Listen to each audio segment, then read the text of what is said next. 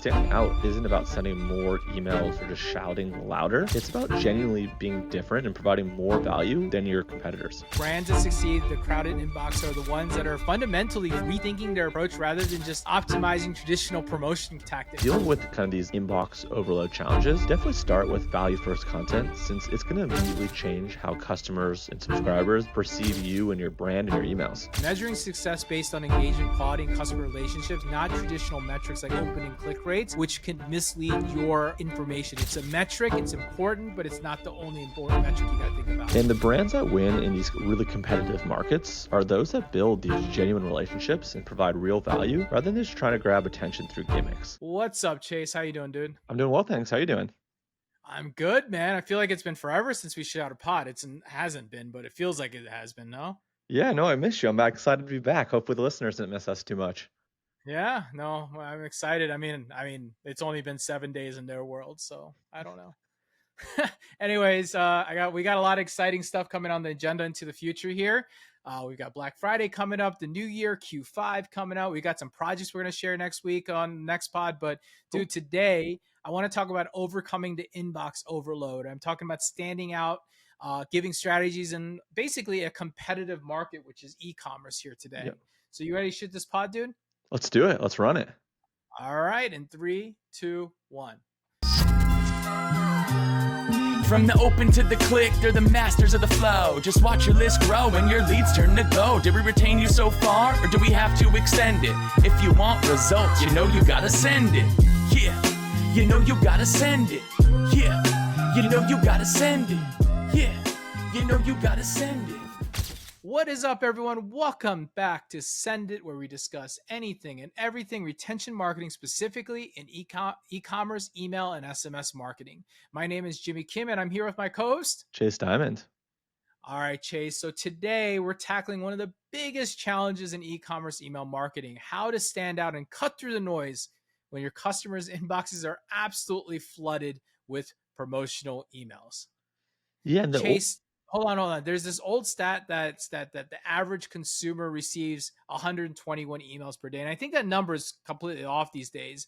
And they say during peak shopping seasons like Black Friday, some customers get 200 plus promotional emails per day for as a brand, or as a consumer to brands, right? And that's 200. And I'd almost say that's low. What are your thoughts around that? Yeah, dude, it's so crazy. And I would have to agree. I mean, yeah, you're right. Probably even more. And the scary part is that most brands respond to this kind of inbox overload by sending even more emails, thinking that volume is going to be the sole solve for their visibility problem. But that just makes the problem worse for everyone. Yeah. Meanwhile, the smartest brands, in my opinion, are taking completely different approaches. They're standing out through a focus on creativity, timing, personalization, and general value rather than just shouting louder than everyone else. So today on today's pod, I want to break down like 5 strategies that a brand can take or a marketer can take for cutting through the inbox overload and ensuring the emails get noticed, opened, and of course clicked in this very competitive market that we are in today. Whether in a saturated category like fashion or beauty, or you're competing against high volume seasons, today's episode will be all about the frameworks to help you rise to the noise. So I want to cut right into our first strategy, Chase. Let's get to the meat and potatoes here, right? So our first strategy focuses on strategic timing and send optimization. We've talked about this in the past, but I love this topic because it's so important. In order to reach customers when their inboxes are less crowded, they're more likely to be engaged, and that revolves around timing. What are your thoughts here? Timing is so important because brands send emails at the exact same times, which creates kind of this inbox congestion during peak hours, right? Everyone sends at 7 a.m. or 8 a.m. Whereas they'd be a lot smarter if they were choosing kind of off times, like we're going to talk about. So, when they're focusing on kind of less popular times, it's a wide open game for the most part. No, you're exactly right. And it's not just about avoiding peak send times. It's about understanding your specific customer behavior patterns and finding the windows that specifically specific to your customers' behaviors, and finding the windows that are most receptive to your messages. So here, I've got kind of like 3 things that I think about when you're thinking about this, right? So number one, you think about that all off-peak sending for reduced competition. So I'm talking about low competition time slots when fewer brandings are sent. So I've seen like brands send at like midnight, for example, for this reason, or test that unconventional spending time like early morning or late evenings. Doing more during the midweek because everyone sends campaigns on Mondays and Fridays. Yep. And of course, really thinking about like your hidden opportunities. If you can see when your brands are sending, because we're all seated with our crazy inboxes with all our brands and different things, if you can tell when they're sending, you can almost start to figure out their pattern, their behavior, and you can go after that. The next thing I think about is kind of that whole personalized send time optimization. There's so much data and customer behavior available now. You can almost analyze, maybe localize their time zone and segment. I know OmniSend has a version of this, for example, but you can use that behavioral data to predict when the customers are more likely to engage ultimately. So that's number two. And number three is really being more strategic with your campaign spacing and your frequency, right? It's important to not overwhelm good high value customers during high value times when you know that they're going to buy from you, right? Someone who spent a lot with you during Black Friday is already thinking about you before your Black Friday even happens. So your emails don't need to be as aggressive as maybe someone who isn't buying. Thinking about how you can also use different frequency capping setups. I think I've seen this again in ESPs where you're not oversending. I think they call it smart sending, where you're sending less emails per day, Hmm. and also making sure you're standing out by coordinating with industry events or even looking at competitor campaigns they're doing and create optimal positioning against those things and coming after them. So there's all these ways to think about strategic ways to still send the right message, but using different elements that are in the market. Yeah, that's right. And what makes this strategic timing particularly effective is that it's about finding kind of blue ocean opportunities in a red ocean market. Right, right. And while everyone else is fighting for attention during peak hours, you can capture engaged customers when there's less competition for their attention. In fact, I was looking before the show, I was studying this, but studies are showing that emails sent during off peak hours can achieve a 40 to 60% higher open rate to your typical and even a higher click-through rate by up to about 25% just because of the lack of competition. So some ways I want you to kind of think about this as we break this thing down is one, think about off-peak timing schedules that work. So like Tuesdays, Wednesdays at 6 a.m. or Sunday nights or mid-afternoons 2 to 4, or even the late evening from 8 to midnight for entertainment and lifestyle Yep. content based, right? So there's that side of things. And then you also want to use more behavioral based personalization. If you can segment early bird people who are clicking really early, or segment out people who are clicking late, or even weekend clickers or browsers, you can start to identify behaviors and almost put people into buckets. One of the things that I'll tell you is one fashion brand that I worked with moved their like promotional emails from like 10 a.m. on a Wednesday to 2 p.m. and saw like a 40% increase. And it makes sense because at 10 a.m., no one was really shopping for clothes anyways. But at 2 p.m., which could be even 5 p.m. Eastern Standard Time, people are off work. They're looking, they're thinking about it. So there's a lot of that. And you're also reducing competition at that time. Yeah, that's a great example. And I love how kind of the small timing change can actually have quite a massive impact, because you're avoiding kind of the crowded time slot that everyone else is taking advantage of. Yeah, and I think the key insight here is that customers' attention is finite, Yep. and timing strategies should be capturing attention when it's most available, not when it's most contested. Any recommendations as you hear this? Yeah, I would say kind of on a per brand basis if you're an agency or just for your own brand if you're a brand yourself, analyze your customer engagement patterns over different time periods and then leverage different types of like systematic timing variations rather than just following quote unquote best practices. Yeah, no, absolutely. I love that one, man. And I'll add one thing, coordinating your timing strategy with your content strategy. Different types of content perform better at Yep. different times of day and week. I just said it earlier. Yep. Entertainment, info. If you guys are a brand with a lot of great content, send those out really late at night. That's when they're looking for entertainment, anyways, right? So, Absolutely. uh, Chase, you want to hit us with that second strategy? Yeah, so for the next one, this involves kind of creative differentiation and visual elements that are going to help your emails become immediately recognizable and hopefully impossible to ignore in these more often kind of crowded inboxes. Yeah, creative differentiation is crucial, man, because most e commerce emails look incredibly similar. Same layout, same subject lines, formulas, same promotional approaches. They all kind of blend together, you'd say, wouldn't you say? 100%. And when everything looks the same, customers develop kind of banner blindness and start automatically ignoring entire categories of emails, without even kind of conscious consideration, which obviously is not something that you want. So, in terms of kind of talking about this creative differentiation framework, the first element here is having a distinctive visual branding and email design. When people zig, you zag, right? That's like kind of the famous quote. You want to develop kind of a unique email template that's instantly recognizable as your brand and your brand only, not a brand that anyone could say, oh, if you change the logo, that's another brand. And you can do this by using kind of consistent color schemes, typography, and even visual elements that are going to help you stand out. And with this, you're going to help create branded email experiences that feel differentiated from the standard promotional formats that, again, that everyone else is using. And when you have like this visual consistency across all your email comms, it's super important for that brand recognition. And then the next piece of this too is like having unconventional content formats and presentation styles. So using like non-traditional email layouts and design approaches. So every email I open and get looks and feels the same. So how do you be different? To study the emails that you get and figure out how do you do the polar opposite within obviously reason. And you're going to want to interact, kind of have elements that allow you to interact within these emails. So things like GIFs or visually engaging content. Experiment with those, see what works, see what lands and hits with your specific subscriber and customer base. And creating these experiences that feel more like content than promotion. I think that's super important because that gets people excited about engaging and kind of creating this, signature kind of content format that customers come to expect. If you're the brand I that like everyone that. comes to copy, that means you're being innovative and different and unique, right? Whereas if you're copying everyone else, it's like it's very vanilla. And then the last piece here that can really allow you to stand out is having kind of personality driven comms and a brand voice. So really making sure that you infuse genuine personality and character into all email communications, using things like humor, storytelling, and your authentic voice to differentiate from generic promotional content, and creating kind of memorable characters or personas that represent your branded email that people can get behind and resonate and relate to, and really taking like a conversational tone that makes these feel personal. I think when we think about brands like this, everyone is trying to copy Liquid Death and everyone's been trying to copy Chubbies, right?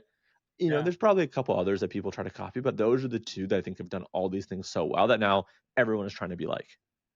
Yeah, and my take is what makes creative differentiation so powerful is it captures almost pattern interrupts, right? Like that's the Yeah, big thing about breaking through that weird robotic automatic filtering and filtering that happens with humans when they're checking their email and captures that attention. exactly. And when customers see something that looks different or unexpected, their brains automatically pay more attention and closer attention because it's not fitting the usual patterns that they're used to ignoring. And brands with this more distinctive kind of creative approach are seeing, upwards of 67% higher brand recall and around 43% better engagement rates compared to those that are just using more standard cookie cutter email type templates. So a couple examples in terms of like differentiating. So using visual standout techniques that work. So what works really here is using bold contrasting colors that differ from kind of the typical brand palettes that you know in your industry, right? Implementing really unique typography and layout styles that break all of the rules, right? Don't go follow all the rules that everyone says to do. Like, how do you break them, but also obviously making sure that your email is compliant, etc. And then creating kind of branded illustrations or graphics instead of relying on the cookie cutter stock photography that everyone else is using. And then using and leveraging white space in kind of more minimalistic designs when competitors are using kind of overly designed, overly cluttered, overly promotional kind of formats and layouts. And then the last piece here is kind of having this content format innovation. So think about like a magazine style email with editorial content mixed with product features, or more like story driven email sequences that unfold kind of like serialized type content. Even things like behind the scenes emails that are going to show your company culture and personality. And then lastly, educational emails that really teach skills related to your product category, not just sell. In a home goods brand, that we've worked with and, ones that we've studied as well, they create emails that look more like interior design magazine Mm. spreads rather than like product catalogs. And from the data that we've seen and heard, they're achieving upwards of 78% higher engagement rates.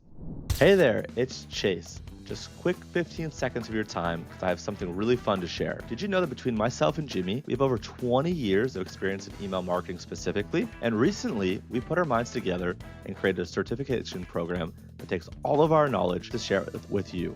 It's called Ecom Email Certified. It's an end-to-end course and certification program that's designed to take anyone, regardless of whether you're a newbie or an experienced marketer, founder, executive, agency marketer, etc., and really teaches them everything we know about email and SMS marketing. And it really covers the full A through Z, everything from deliverability, AI, copywriting, design, strategy, you name it, we cover it. And it's loaded with over 175 modules. Yes, that's correct. We have 175 plus modules and counting. And it's 25 plus hours of education combined with quizzes and a community, all designed to educate, test, and certify you or your team members to be a full-fledged email marketer for e-commerce. And since you're listening to this pod, we really want to hook you up for your loyalty and hook you up with a $200 off coupon code of the certification. So jump over to ecomemailcertified.com. You'll find the code over there. And with that, we're now back to the pod. Dude, I love that. That's brilliant because it positions him like lifestyle inspiration rather than just another furniture retailer to sell products. Yeah, exactly. And customers actually look forward to receiving these emails because they do provide genuine value beyond just promotional content. And the key with this is to understanding what your customers actually value and then creating email experiences that deliver the value in visually and engaging kind of distinctive styles and ways. And the recommendation that we have for anyone, that wants to do this, because obviously you should, is develop a unique creative strategy that reflects your brand personality and systematically differentiates you from all your competitors rather than just trying to copy them or trying kind of random creative experience. No, I love that. All right. Let's roll, dude. I feel like you did a great job on that one. Let's roll straight to the third strategy so we can get these listeners tuned up here. So, our third strategy focuses on leading with value and educational content. This is one of my favorites, and it makes your emails almost eagerly anticipated rather than tolerated by subscribers. This is the best way I can explain it. Yeah, Thoughts? yeah, no, I'm with you. I think the value first approach, it works because they position your emails as helpful resources rather than, kind of promotional interruptions, which fundamentally changes how your customers perceive and engage with your communications.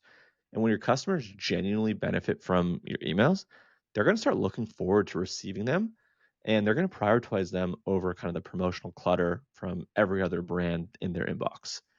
So, in terms of like this value first content framework, you want to start with educational content that solves customers' problems. That's first and foremost. So, that includes things like creating how to guides and tutorials that are related to your product category or categories. And with this, if you can provide things like industry insights and expert knowledge that customers can't get anywhere else, that's huge. And that really does differentiate you. And then from there, sharing tips and tricks and best practices that are going to help them achieve their goal that's well researched, etc., is super important. And then developing kind of this problem solving content that addresses their constant challenges positions you as the authority and the expert and the go to person or the go to brand that they're going to want to really lean into and learn from.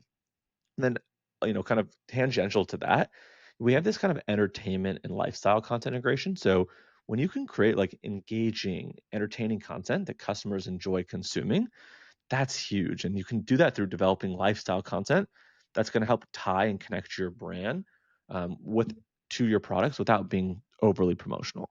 And that comes through like sharing stories, inspiration, and content that's going to help ultimately enrich and better their lives. I know it sounds crazy, but it's true.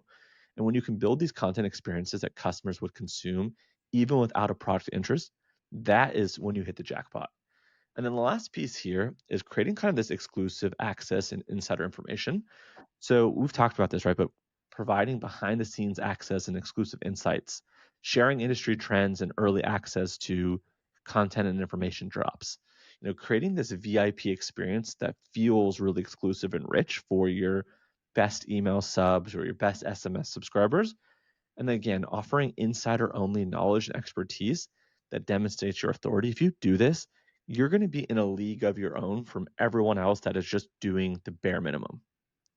No, this makes so much sense. And, what I took away from that is what makes value first content particularly effective in a crowded inbox is that it creates anticipation and eagerness and FOMO rather than resistance ultimately.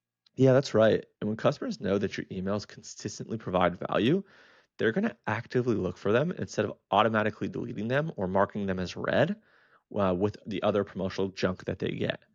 So brands using kind of this value first email strategy, they're seeing upwards of 89% higher open rates and around like 156% better customer lifetime values compared to purely promotional approaches. So in terms of Amazing. implementing this, yeah, it's crazy. Um, I would start by doing like an educational content series that builds authority. So a weekly expert tips emails that teaches skills to your product category. Maybe doing something monthly that shares like a trend report or like an industry insight that positions you as the go-to thought leader. On a seasonal basis, kind of dropping guides that help customers make informed decisions and achieve better outcomes. And then having kind of ongoing problem solving emails that are going to address their concerns and challenges kind of step by step. That's super important. And then also too is tying in entertainment and lifestyle. So what does a day in the life content style piece look like that shows how the product fits into your lifestyle, real customers' lifestyles, etc. Sharing kind of inspirational and aspirational stories and spotlighting, focusing, and featuring customers is super important. And then even tying in things like cultural and seasonal content that connects the brand, you know, and products to the broader theme of their lifestyle. And then one brand kind of that we worked with is a supplement brand. They send weekly health and wellness tips that are so valuable that we see customers forwarding them to friends and family, which creates this really organic referral engine. Hey, it's Jimmy, and I hope you're enjoying the pod so far. I want to talk to you about one of our sponsors, and it's about sales tax. Yeah, I know, nobody wants to hear about it, but here's the thing. If you're selling online, you've probably spent way too much time, money, and stress on something that should be automated. Enter Kintsugi. Pronounced kintsugi, named after the Japanese art of turning broken pottery into something beautiful and resilient. That's exactly what kintsugi does for your tax chaos. Their AI monitors and files and optimizes your sales tax automatically across all states and jurisdictions. They even go to Canada and even to Europe as well. We're talking about saving you serious time. The average customer spends 9 hours every single month working on this. That's over 100 hours a year that you get back to focus on your actual growing business. But here's where it gets really good. No more expensive tax professionals eating onto your profits. Kintsugi AI handles compliance with a 98.3% reduction in error. That's practically bulletproof accuracy. One-click integrations with your existing platforms and systems, meaning that the setup is painless and their white glove support team has your back every step of the way. Sales tax headaches? Gone forever. Consider them eliminated forever, and it's e-commerce, SaaS, and agency. Anyone who pays sales tax needs Kintsugi. And we have a very special offer for you today. If you mention Jimmy and Chase, you get 3 months completely free. That's 3 months of automated tax filings, perfect compliance, and getting your life back. Visit trykintsugi.com and mention Jimmy and Chase for a 3-month head start.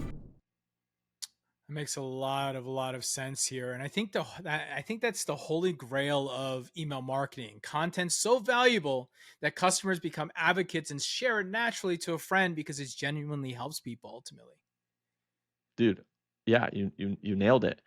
Um, and with all of this, right? Like I hope people really are taking notes because this stuff is so important. So, with that, educational emails really do drive 3 to 4 times higher engagement rates than their promotional emails because they're also driving, kind of indirect sales through the trust building. And the key insight is that the value first content creates compounding returns. So it's going to help you build trust, authority, and anticipation that makes all your other comms and all the other things that you're doing so much more effective. And I'll add a little caveat to all this. I recommend always saying what I call the following the 80-20 rule, right? 80% value driven content, but you still got to have promotional content. You can't just have value only, guys. You've got to ask for the sale. So 20%, 80% value, 20% promotional, establish a trust and authority. and then ask for the sale ultimately. Yes. And measuring that success based on engagement and the depth of the customer relationship metric, not just immediate conversion from individual emails. So, like, think about this bigger and long term. All right, I want to roll into our fourth strategy because it involves a special magic word, personalization. I'm talking about advanced personalization and behavior targeting that makes your customers ultimately the goal that we all want, right? Relevant rather than a mass distributed promotion ultimately. I think personalization is crucial for standing out because generic mass marketing immediately signals to customers that they've been just one of thousands receiving the same message, and I hate that ultimately. Any thoughts around that? Yeah, no, I'm with you. The true personalization really does go beyond just using someone's first name, right? I think we can all agree on that. It's really more about delivering content and offers that are specific and relevant to each individual customer subscriber's interest, behaviors, and their needs. So, in terms of like an advanced kind of personalization framework that I want to share, it starts at the top with behavioral segmentation and dynamic content. So, you're going to want to create email content that's going to be adaptive based on browsing behavior and purchase history. And you're going to use kind of dynamic product recommendations that reflect each individual customer's preferences, not a one size fits all. And then you're going to want to implement behavioral triggers that do send this relevant content based on the actions they do and even sometimes that they don't take. And then you're going to want to develop lifecycle based personalization that evolves with these customer relationships. They're not kind of fixed in a moment in time. They're something that are dynamic and evolving. And with this, you want to create kind of individual preference learning and adaptation. So what I mean here is you want to track customer engagement patterns to understand what are people interested in, what are their content preferences. And with that, you need to adapt email frequency and content types based on the data and the feedback loops that you have. And using kind of this preference data to customize everything from product selection to even the content tone. You're going to have a subset of people that want it just matter of fact, no BS. And you're going to want other people Yeah. that want to hear the story and want to know more. And when you have like these feedback loops that are iterative, you're going to constantly be able to improve and get way more accurate with your suggestions and your personalization. And then in terms of like the contextual relevance, basically what you want to do here is like using geographic, kind of seasonal and cultural content to personalize communications. And with this, you can target customers and target people based on the lifestyle where they're at and the relationship depth with your brand. Are they new? Are they kind of veterans? Are they VIPs? Do they have potential to be a VIPs? And personalized based on timing patterns as well and replenishment needs. Is someone running out? Is there opportunity to re-up? What does that look like? Yeah. So, when I listen to all this, Chase, what I think I take away from this about advanced personalization and why it's effective and why everyone kind of chases it like the holy grail is because it curates that individuality rather than a broadcast to everyone. And I think it's really hard to implement ultimately. What are your thoughts here? Yeah, it is. But when you do it right, it's so important because when customers feel like you understand their specific needs and their preferences, they pay attention at a lot higher rate because the content's going to be just inherently more interesting and specific and relevant to them and where they're at their lives. And what we're seeing is companies using advanced personalization strategies are seeing like 6 to 7 times higher email revenue and about 40% higher customer retention rates compared to just generic email approaches that everyone else is doing. So in terms of like a couple examples I wanted to share. So in terms of like behavioral driven dynamic content, so this is going to be issuing and kind of sending product recommendations based on what someone's browsing and based on the categories in which they spend the most number of time researching and viewing. And with that, you can then send content that's personal based on these engagement patterns Mm, and content consumption, right? Is someone looking at category A versus B? Are they reading more about how it was made for category A? If so, just feed them way more information on product or category A. And then also, too, I think a lot of people ignore seasonal stuff. So you do want to leverage seasonal personalization that's going to adapt to someone's location and their local weather and what's that's happening a good maybe in the one. specific country, region, geography, right? And then when you kind of have this personalization that's life cycle specific, that's going to reflect their relationship stage and their purchase history, it just lands and performs just so much better. And then also too, like you want to do this kind of as a group, but you also want to do this as an individual. So, having kind of this individual preference optimization is so important. So specifically doing things like email frequency that's based on how someone Mm, engages, the content type that someone prefers based off what they've clicked and what they've read on your blog or whatever that might be. Having different types of personalization based off someone's price sensitivity. Are they a discount buyer? They buy full price? How do they respond when you actually send a promotion? And then having different types of communication styles that adapts based on the customer's demographics and their kind of preferences is important. So, for example, like a beauty brand, that we've seen and worked with and consulted for, when they personalize their emails based on someone's skin type, their product usage patterns, and their seasonal needs, they've seen like upwards of like 92% higher click-through rates than just their generic types of campaigns. dude, skin type, product usage, and seasonal needs. I mean, that's going to be a level of personalization that makes a customer feel like they have like a personal beauty advisor rather than receiving a generic product promotion. Dude, 100%. And the personalization creates really kind of this competitive moat because customers develop relationships with brands, right? It allows you to humanize a brand so they feel like you understand their specific needs. And the key here is collecting and using the customer data in ways that actually do improve their experience rather than just trying to manipulate them into buying more. It has to be authentic. And just start with like a basic kind of behavioral personalization and gradually build more sophistication into your systems and processes that gather more data and insights that you can leverage. Hey there, it's Chase here. I hope you're enjoying the pod, but I want to get just 30 seconds of your time real quick to tell you about one of our sponsors who let us make this great podcast. So first, I want to start with a question for you. Do you ever find yourself staring at a blank page, waiting for inspiration to strike? Your marketing campaigns don't have to suffer when your creativity runs dry. Omnisend has recently launched their most powerful AI update yet, and it is awesome. Its AI completely transforms how you can create and send your next marketing messages. And here's really what's incredible. Their AI doesn't just write your emails, but it actually helps you write really compelling subject lines, pre-header text that are geared to increase your open rates, and ultimately build customer segments in a heartbeat. And just whisper to the AI who you're targeting, and it's going to figure out all the complex segmentation for you. So that way you have no more guessing games. But hey, wait, it gets better. Their AI writer actually now proactively suggests improvements to your copy, and it's going to adapt to your brand's unique voice and tone while following email marketing best practices. And their personalized product reminders analyzes your browsing behavior to serve up exactly what each of your customer wants and needs to see. And their campaign booster automatically resends emails to people who didn't open or engage with them, which helps lift revenue by an average of 13%. And now, with over 150,000 very happy customers already dominating their markets using Omnisend's email, SMS, and push notifications, plus they have 24/7 amazing support that actually responds fast and is very helpful, you're joining a winning team. So stop wrestling with writer's block and start letting AI do the heavy lifting for you. Visit omnisend.com and experience the future of marketing automation. Let them know that Jimmy and I sent you. And now back to the pod. No, I absolutely love that, and I think there's a lot to be learned with that part of it. And I'll slide over to our fifth as we're moving along, but I'll say, it's definitely something that takes a lot of time and iteration to get there. And I think as we're talking about this, I was just listening and I was like, it sounds so much easier than it actually is to execute on. So just remember that, folks.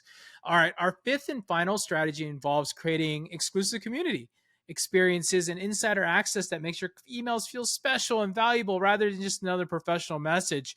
I've seen, for example, recently with True Classics, for example, or they have a special club. It's like $10 or $20, and you get $20 credit, but you get this special line of promotional messages. I think that there's something special to have there. I didn't actually know that. That's super cool. Yeah, I think the exclusivity piece is really powerful because it transforms your email list from a marketing channel into a valuable community that customers want to be a part of and they're going to prioritize. Yeah, I think that's something that everybody should try to get to when their customers feel like they're getting exclusive access and insider treatment. Well, they pay special attention to those emails because missing them means that they might miss out on a special opportunity ultimately. So, look, There's a couple ways to approach this. I can think of three really big ways to think about community framework. One is like VIP access and exclusive content, early access to new products, sales, special events, subscriber only content, or exclusive insights or behind the scene access. I mean, dude, there's so much, but ultimately you want to develop a VIP treatment that makes the email subscriber feel valued and special. Then the other way I think about community building and social connection is creating opportunity for subscribers to connect with each other. I think that's becoming bigger and bigger, especially that younger generation. Community identity is becoming the key to a good community because they have shared values amongst others. And honestly, people who buy a single product usually have some level of shared value. They have a common problem, a common enemy, or something that comes into place, and they want to develop community events and experiences and so forth. So that's number two. The third way I think about why someone might want to join something is really the scarcity and the limited access positioning. Genuine scarcity, I always say that genuine, right? You want to have limited availability, limited spots that create real urgency, and you want people to have opportunities only a limited time bubble so they feel that there's exclusivity to the club with real benefits, right? I think that's the biggest thing. And you got to position that subscription to the email with that exclusive benefit positioning too. Yeah, dude. I think what makes a lot of this really effective is that it changes the value prop from here's another promo email to here's your access to exclusive Oof. opportunities. I like that, man. And customers start viewing email subscriptions as memberships and exclusive community rather than sign up to promotional messages. I think brands with strong community and exclusive community positioning, dude, they say that they have like almost a 1.5x higher email engagement and almost 100% or one time double the they're 89% lower on the unsubscribe rate because people actually want those emails. So as we wrap this up, I kind of wanted to say, well, how should a brand go after this? How do they implement this and how do they think about it? And I've got two ways that I came up with that Okay. I think a brand should think about. One, exclusive access programs, right? Insiders only, exclusive email products, VIP members, subscribe. Got to get them to come actually join it. You can't force anyone into it. You've got to offer it to them and Yep. they got to do something to get in, another opt in, a click, whatever it might be.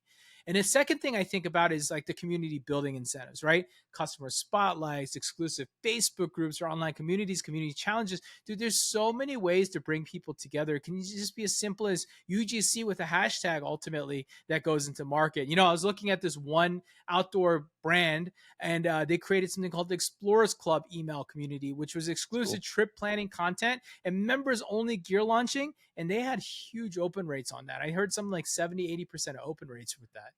Dude, that's wild. And I guess it must be because they position the email subscription as a membership in this more kind of exclusive community of like-minded outdoor enthusiasts than kind of anything else. That's right. And members actively promoted the email list to their friends because they wanted to become a part of the community rather than a genuine, like, it became a genuine social and practical value behind it. I love that. I think the key with all this is creating real value and genuine community rather than just calling your email list exclusive without actually having exclusive benefits, right? I think that's the line right there. And I think recommending to develop an authentic community experience to reflect your brand values and customer interests is not just artificial scarcity for marketing. I think that's key there to think about. So make sure you measure that success by looking at not just like opens and clicks, but really the community engagement and member satisfaction ultimately. All right, Chase, I want to wrap this thing up. We've gone for a little bit about this. We gave 5 key points. Chase, what's your most important takeaway from all this? Yeah, the most important one for me would be that standing out isn't about sending more emails or just shouting louder. It's about genuinely being different and providing more value than your competitors. No, you've nailed it. The brands that succeed, the crowded inbox, are the ones that are fundamentally rethinking their approach rather than just optimizing traditional promotion tactics. Today on this pod, we went over like 5 things. Timing, well, that was Yep. really important, being strategic and send optimization to avoid the crowded inbox. Creative differences, right? That was number 2. We talked about visual standout strategies to create pattern interrupts ultimately to capture that attention.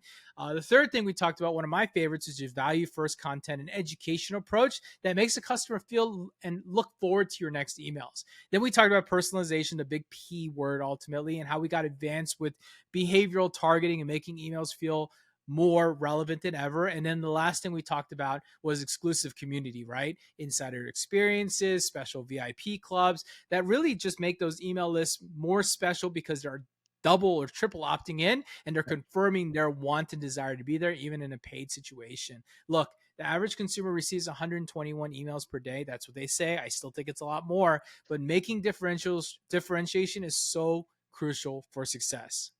And remember that these strategies work best when combined, right? So timing optimization plus the creative differentiation plus the value first content, all of those together really does create kind of this compounding effect. Yeah, and the key is choosing the approaches that align with your brand personality and customer expectations rather than trying to just force these tactics into everyone. That's one that I would highly think about. Absolutely. And for those listening, dealing with kind of these inbox overload challenges, definitely start with value first content since it's going to immediately change how customers and subscribers perceive you and your brand and your emails. And I'll add a big reminder to this: measuring success based on engagement, quality, and customer relationships, not traditional metrics like open and click rates, which can mislead your information. It's a metric, it's important, but it's not the only metric you got to think about. And the brands that win in these really competitive markets are those that build these genuine relationships and provide real value rather than just trying to grab attention through gimmicks. Dude, that's a perfect statement to end this pod here today. That's a wrap today. Overcoming the inbox overload, standout strategies in a competitive market in e-commerce. Look, guys, if you enjoyed today's pod, please make sure you like, subscribe, follow, leave us a rating on your favorite podcast listening platform. You can find us on X, LinkedIn, IG, TikTok, but we prefer YouTube because that's where we're actively trying to grow our subscriptions. Plus, you can see our face, and sometimes we'll even put up cool things on the screen along the way. With that, here's the final things. One, if you want to subscribe to our newsletter, we have one at ecomemailmarketer.com. We drive newsletters about retention each and every day. So come check us out if you want to be bombarded with great retention tactics from the Mind of Mine and Chase and all our internal team. Secondly, if you want to either join a community or look at a certification program because you want to learn more about email and SMS, we've got one. We've got both of them. We've got the links below to go check those things out. And last but not least, you can follow us on social media if you want to connect with us. Chase is found everywhere: LinkedIn, X, Instagram, YouTube, Threads. What aren't you on anymore? I'm on most platforms, Chase Dimond, no A in Diamond. I know yours is a little bit simpler. You're more focused. Yeah, I'm a little more focused on LinkedIn and X today, but Chase is literally everywhere, even on Facebook, my guys. So, the Gen Z is like, oh, who uses Facebook? A lot of people follow Chase on Facebook. So let's be honest here. So anyways, with that, Chase, thanks as always. Great to see you. And I'll see you next week, dude. See you later, dude. From the open to the click, they're the masters of the flow. Just watch your list grow and your leads turn to go. Did we retain you so far, or do we have to extend it? If you want results, you know you gotta send it. Yeah, you know you gotta send it. Yeah, you know you gotta send it. Yeah, you know you gotta send it.